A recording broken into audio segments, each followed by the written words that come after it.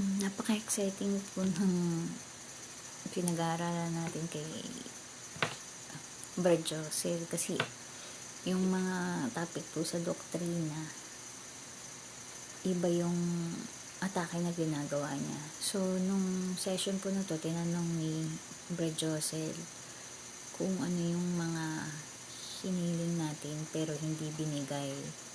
Then later on, na-realize natin na para pala sa atin talaga yun. Kasi ang topic po natin dito ay tungkol sa pananalangin. So, isang instance po nun is yung bago ako bumalik ulit dito po kay Brandon.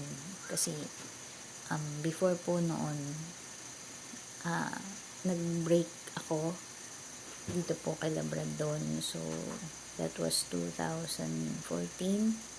Dahil sa awa ng Diyos po, bumalik kami ng 2019 bago mag-pandemic. Pero dun po sa span ng 2014 to 2019, I was working from home. So, meron kaming parehas na work from home job ni Brad. So, siya po ay isang graphic designer. Ako naman po ay isang social media manager and virtual assistant. So, nung 2019, bago po kami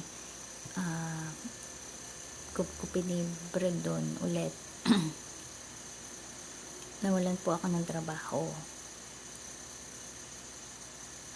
So, I was very sad kasi kailangan dalawa po ang income namin dahil we have 2 kids and then we're renting, paying bills, internet, kuryente, tubig,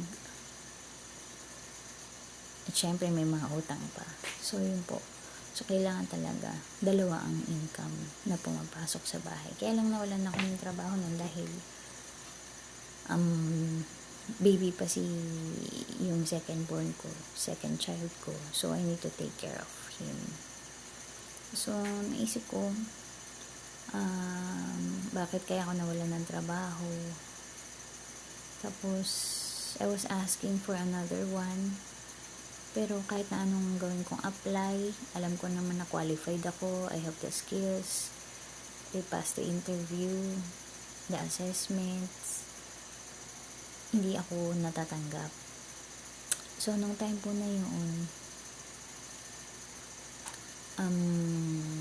ang plano pala sa amin ng Diyos ay pumunta dito sa Apalit. Ano po. Na-realize ko na lang po yun nung nag-pandemic na.